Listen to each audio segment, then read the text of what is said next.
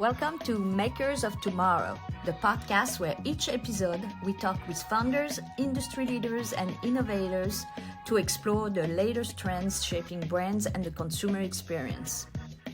We are your hosts, Karine Mallet and Corey Gottlieb, founders of Replica, the social selling platform revolutionizing how brands connect, inspire, and sell in today's digital world. So whether you're a brand leader, entrepreneur, or just fascinated by the evolution of digital commerce, you're in the right place. Let's dive in.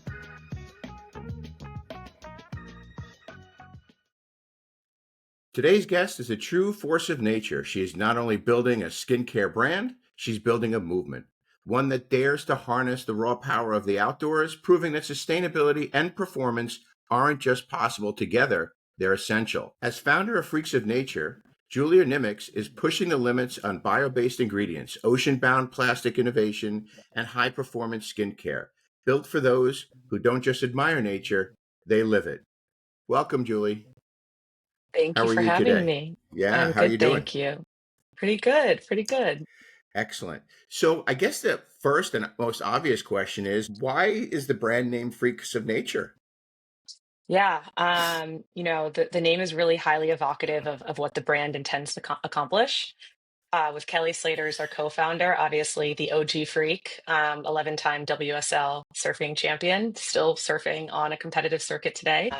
He really represents a lot of what we as a brand embody, not just the athletic prowess of Kelly and other athletes like him who, are just dogged in their pursuit of their athletic feats, but also really the combination and synthesis of bio-based natural ingredients and our ability to create formulations, really leveraging a lot of the different ways in which biotechnology companies are bringing ingredients to market. And what's your background? So my background is an early stage consumer. I was an early employee at Billy, the women's razor company. I was employee number 4 there, so ran a broad spectrum of things, including supply chain and product development. And while I was there, we had incredible growth, and that was an amazing experience. And so I've sort of built my career in consumer early stage companies. So sustainability is a huge topic in the beauty industry. Could you tell us some challenge to build a brand that is truly sustainable? Yeah, absolutely. Sustainability, I'd say on the packaging side of things, the challenge is really meeting the consumer's needs in terms of the actual performance of the product. Our package is made of 100% ocean-bound plastic. And one feature is that it is still plastic. So while it's ocean-bound recycled plastic, it is still plastic. And the alternative, which we considered, in terms of refills or in terms of metal tubes, all things we considered have such issues that the consumer necessarily wouldn't love using them on a day-to-day basis. Metal tubes, for instance, split. If you're using a mono material, if you're using a dual material, then it isn't recyclable. And so really balancing that actual experience of with the customer and the product with your sustainable goals is the challenge. And then on the ingredient side, I'd say the challenge is really that what consumers perceive as sustainable is really, in a lot of ways, I can make this at home, or I can read the ingredient list and I know everything on it. When, that's not necessarily true, because a lot of what these biotechnology companies are doing is advancements in technology to replicate nature. And so you'll see a lot of new innovative ingredients on your IL. And that actually allows us to create more, beautiful cosmetic formulations. It just is also incorporating new ingredients that consumer might not be familiar with. And so I think in beauty specifically, sustainability often on the formulation side is seen as something that needs to be simple.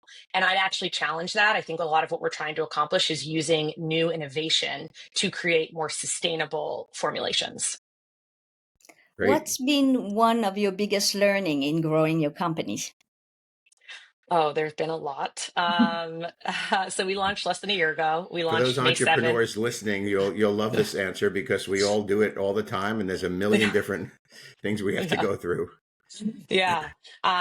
So I'd say the biggest learning, there's probably two. And the first is to diversify from day one. I think it's really hard when you're an early company in this day and age, or sorry, in any day and age, to feel as though there's enough time in the day to sort of build strategies for different channels or test into different channels. But I think in this day and age specifically, you need to have a diversified strategy in order to ensure you're not overly dependent on one channel, and that also you're testing into a lot of different ways of growing. The reality is what works for another brand probably isn't going to work for yours, right? Not every brand is the same. And so you really have to be dogged in terms of finding the time and the resources to be able to think through different channel strategies. And then the second one is just, this is the most, obvious, but often the most overlooked, is just listening to your customer. Whether it's as an early stage CEO, being in the customer service inbox yourself, right? And receiving and responding to those customer service emails. Sure. Nothing is more valuable than really seeing how people are responding to your product and market. We're right now 9 months in doing a really big sprint on customer discovery. And I've lined up 40 interviews with some of our highest repeat and not yet repurchased customers to talk them through basically a list of questions to understand how they're liking the product, what they don't like about it, what we can do better, how they perceive the brand.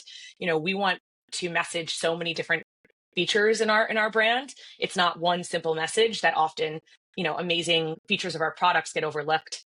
We formulated all of our products with microbiome PhD, and we have a huge emphasis on skin barrier support. But oftentimes people know us as Kelly Slater's brand. And so I think it's important as an early stage company to really, you spent so much time bringing this product to market, but then understanding actually how it's landing. And again, it takes time, but it's really worthwhile.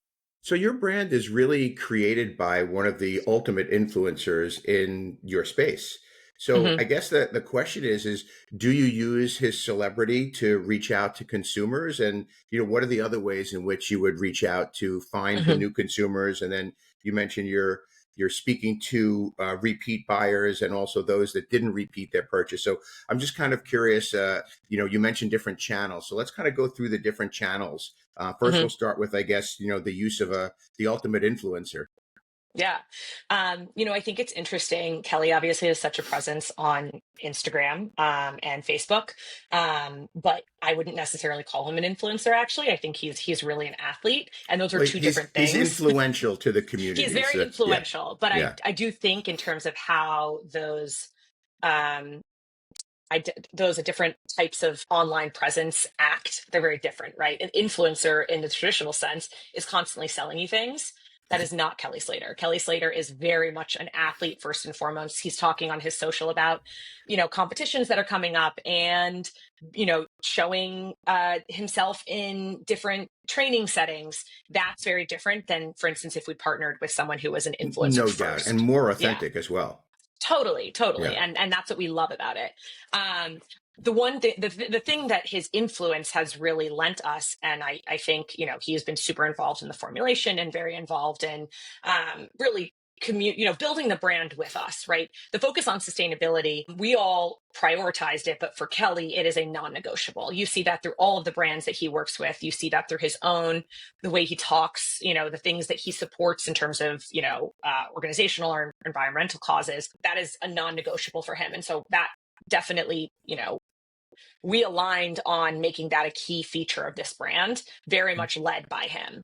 And so a lot of what he provides us and what we've really benefited from is the credibility that he lends, both in terms of, right, if this absolute freak of nature who surfs, for hours every single day, what a life. wearing this sunscreen, right, to protect himself, it must obviously work. And so on the flip side, that was also a challenge to ensure that we were creating a mineral-based sunscreen that did not use, most consumers don't know this, but most water resistance is actually created through microplastics. Our water resistance is created through bio-based materials that then also, had a cosmetic elegance to it, right? The reality is a lot of very high SPF 80-minute water resistant sunscreens are like absolute paste. That's what surfers use. Like traditional zinc is very harsh on your skin. We want our products. It doesn't look so great either. It doesn't look so great. Right? Yeah. I mean, having that white face is not camera ready. I know, I know.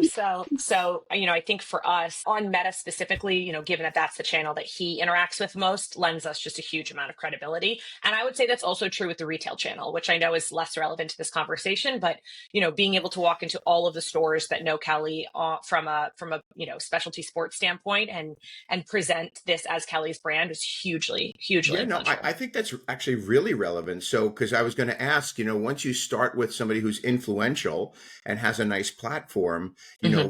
and then you start your different channels, one would be retail. I would imagine that, his presence would be good for, those initial calls to get the Totally. distribution. But, I guess where I was going was, how do you then tap into his network? He has to have Hmm. a pretty decent network of professional surfers and Hmm. outdoor enthusiasts and very healthy, energetic, athletic people. So, do Yeah. you ever, find a way to tap into his group of well, I guess his sphere of Yeah. influence? Yeah, absolutely. I mean, I think, given that we are not a surf brand, we're really a athletic brand. We work with cyclists, we work with, marathoners, we work with marathoners. We really want to ensure that this product is known for athletics and athletes, not just surf. We actually have, I would say, worked with fewer surfers within his network just because we feel that we've really saturated or we have more saturation in that market with his presence. Sure. We've actually shifted, I would say, pretty immediately to want to find people who embody Kelly's qualities in other sports. So, for instance, in our launch campaign, we worked with Nina Williams, who is an absolute freak of nature as it pertains to climbing, really someone who is at the top of her professional game, but also embodies in the way that Kelly does a real figurehead in the climbing community. And then we worked with Ocean Ramsey, who is an ocean conservationalist. I think she can hold her breath for some insane amount of time underwater. She swims with the most insane and beautiful aquatic life. But really, her focus is conservationalism in oceans. And so wanting to ensure that we were, and not just seen and not just saturating surf, but really ensuring that we're touching into other markets as well. Sure. And when you say working with these professional athletes, what does that mean exactly? Like, because,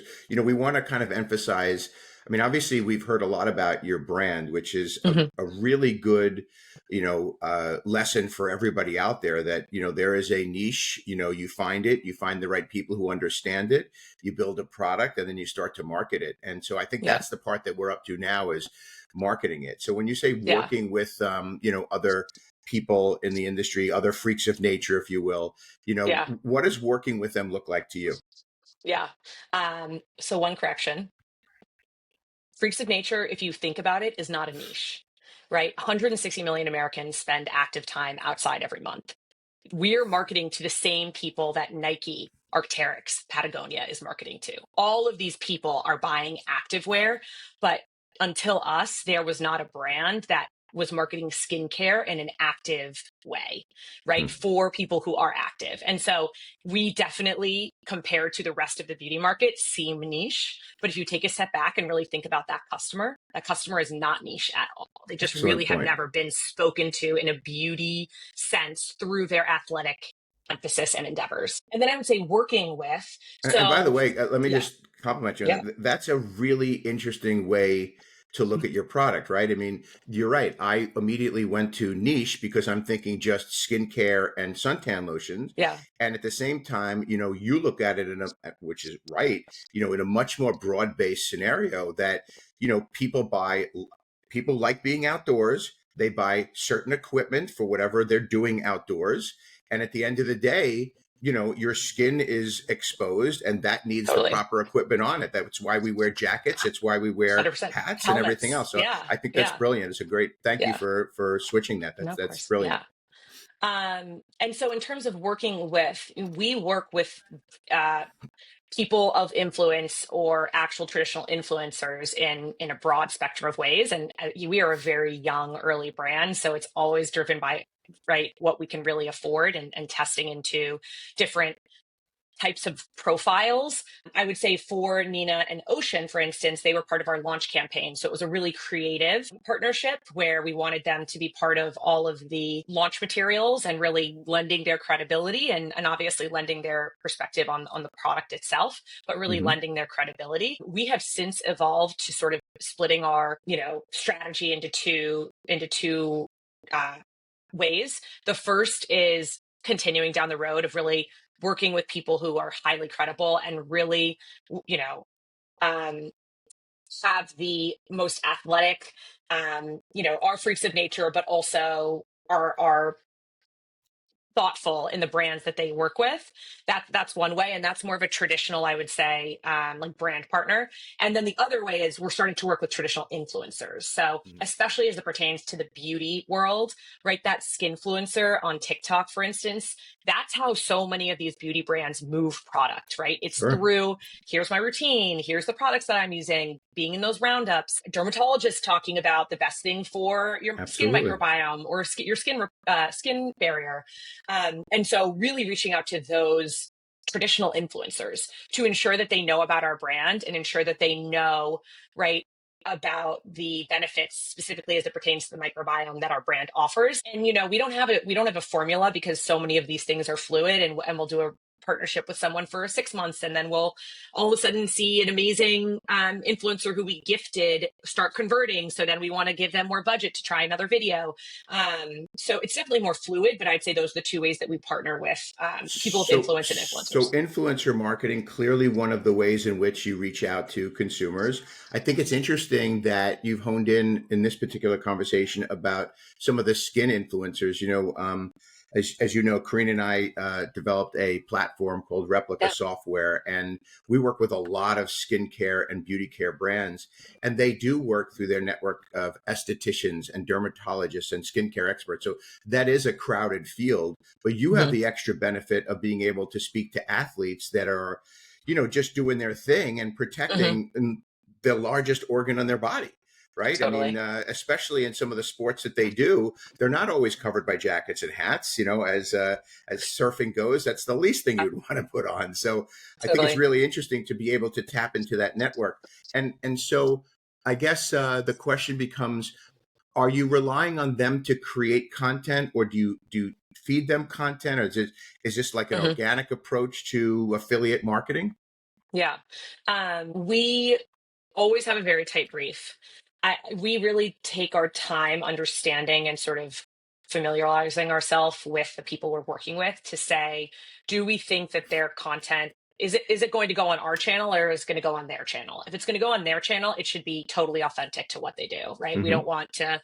We have a very specific way. If you go on our Instagram, you'll see it's a very highly produced, less raw way of really showcasing our product and our brand. We want to be seen as, in the same way a Nike and Arc'teryx, that's the sort of standard that we've set for ourselves internally as when we're putting out content. And so on an individual's channel, the goal is that they're converting, right? The goal is that they're really Sure. able to connect with their audience who, if for whatever reason we produce the content and then bring it to their channel, it might seem totally out of the norm and inauthentic for that person. So we want when we're working with partners for them to really be creating content that's authentic to them. That said, especially as it pertains to athletes, not all of them are content creators, right? Many of Right. them are athletes, and so Right. creating the content is really secondary. In which case, we're happy to sort of support in any way possible to be able to produce something that they feel good about, right? That reflects their version of how they want to be talking about a product. And what's the call to action? Are they speaking about, purchasing the product? Are you driving traffic to your e-commerce site, or are you Mhm. using like the TikTok checkout and Instagram checkout, which has its benefits and also has its downfalls? Yeah, it's really dependent upon, again, the interaction. They say it takes 7 times before a customer has to see your brand before they purchase. Right. And so I think a lot of what we have done is really just building that organic awareness and word of mouth, especially as it pertains to gifting, which is a huge feature of our whole brand. We definitely want to make sure that we're in the hands of the people who have influence, and Right. whether they choose to post is sort of like up to them. But I would say that as it pertains to each individual interaction, whether if it's on TikTok, we're typically driving to an Amazon link.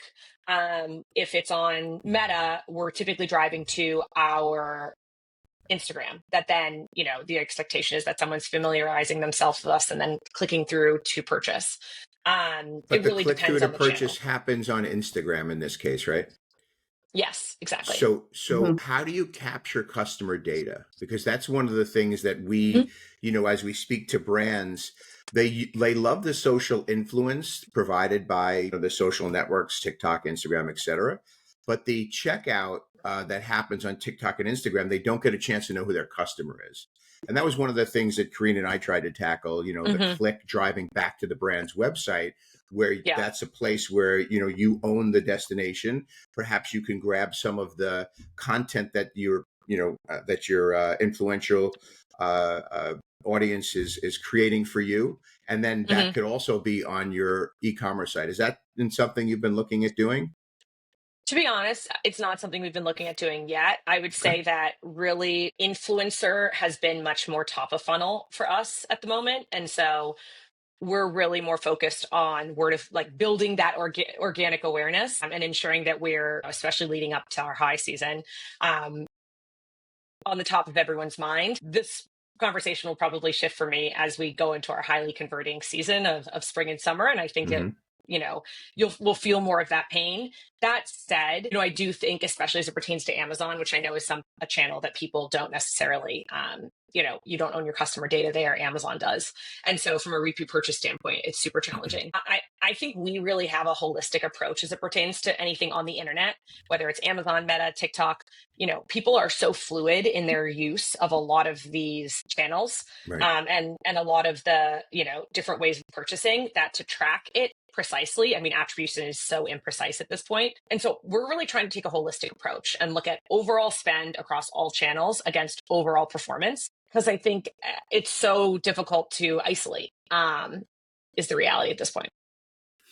Okay, I get it. I think you're certainly on the right track. I mean the brand kind of speaks for itself. It's funny though, you mentioned your high season, and of course I'm sitting in South Florida right now, and Yeah. I'm thinking, boy, we don't really we have hot and we have hotter, Yeah. so, and sunny and sunnier. So I was Yeah. wondering if maybe looking at some regional approaches where you have a steady flow of business all year round might be something you want to consider as well. Yeah. I think on retail for sure, we have a sales rep out of South Florida who's, definitely bringing a lot of business our way. Similarly with California and Hawaii, you don't really have a business there um, that's seasonal. I'd say in e-com, what we found at least, and specifically for, let's say Amazon, the search volume, if you look at the trends for mineral sunscreen, it's just highly seasonal. You see, in summer months, that search volume uptick by 4x. No doubt. And on Meta, I'd say, there's definitely conflicting opinions on whether hyper targeting locations drives any additional efficient conversion. It definitely drives more conversion, but not necessarily more efficient conversion. But yeah, it's definitely, again, we're less than a year old, so we're definitely going to be thinking through a lot of different strategies when we sort of, as we scale. So, Good. as a last question, where do you see your company in like 5 to 10 years? Yeah. 5 to 10 years with I mean, was working on earlier this morning, sort of the product roadmap for next year. And I think what's so great and cool about our brand is it's not going to follow your traditional beauty arch in terms of, the product launches. I think we're really speaking to athletes and active people here. And so that allows us just more creativity, I think, in terms of what we'll be able to really launch and bring to market.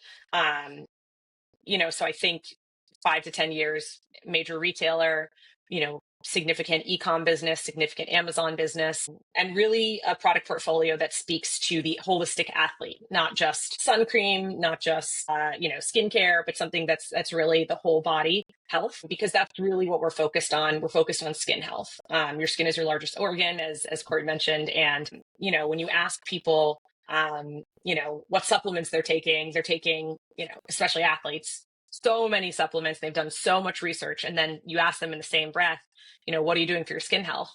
And, the answer is less inspired. Yeah, It's I more haven't thought about sun. that one. Yeah, I haven't thought about it. And I think that, when you talk about longevity, or when you talk about what people want out of life, they want to continue doing what they love longer. And I think that there's just a significant product suite that can be brought to market that really supports athletes, but really anyone who's active in those efforts. So before we wrap up, I know that you had mentioned to us that there's a new product coming out. Yeah. Do you want to tell us a little bit about it, and if Yes. there's going to be any differences in the way you approach, the market Yeah. for visibility and ultimately driving conversion? So it came out yesterday. It's our SPF 50 sun stick. Looks It's amazing. it's a really beautiful formulation. This is made with microalgae oil, actually. So again, working with a biotechnology companies to bring this to market, but a really beautiful formulation, SPF 50, 80-minute water resistance. And the great thing about this product is it actually has an almost invisible finish, and is highly moisturizing, which if you've tried a lot of other SPF 50 sticks on the market, is really hard to achieve. So this launched yesterday. We have a beautiful campaign that it's called Stick to It, and it's all about the athletic, effort and trials and tribulations it takes as you're trying to land a new jump, or, hit achievement that you haven't hit before. Really great campaign. And yeah, I mean, we launched the traditional way we launched previously, which is, on Meta and on ecom. The big difference here is there's a really big gifting push on it, just Hmm. given how much confidence we have in the product. I would say we're probably, Do you gift a to podcasters? absolutely. Absolutely, I No, do. we'll buy it. We appreciate the entrepreneurial spirit, and we certainly know. One of the things that I've really enjoyed about this conversation, besides the fact, obviously, that the brand is exciting and you're working, several different angles that are proven for you, but sometimes you have to shift and maneuver. It's the entrepreneurial hustle that I Yeah. think Karina and I appreciate the most, because this is between us, we've done 6 ventures. We've been doing Incredible. this for 8 years now, Yeah, and we still consider ourselves a startup. And totally. for the entrepreneurs listening, you know how that works. You wake up Yeah. early, you go to sleep late, you keep your computer on your chair and next to you at all times, and then when everybody leaves the office, you clean up the bathroom, and that's just the way it is. But what a great story, Julie. I really appreciate Thanks. you sharing it with us. Thank you for So having me. I'll just kind of say the following for everybody listening. As we wrap up, one thing's very clear. Freaks of Nature is not just a skincare brand. It's a movement, whether it's through direct-to-consumer channels, affiliate marketing, or social commerce. Julie is obviously paving the way with a new era of beauty, connects deeply with consumers. If you want to learn more about Julia's company, Freaks of Nature, firsthand, be sure to visit freaksofnature.com.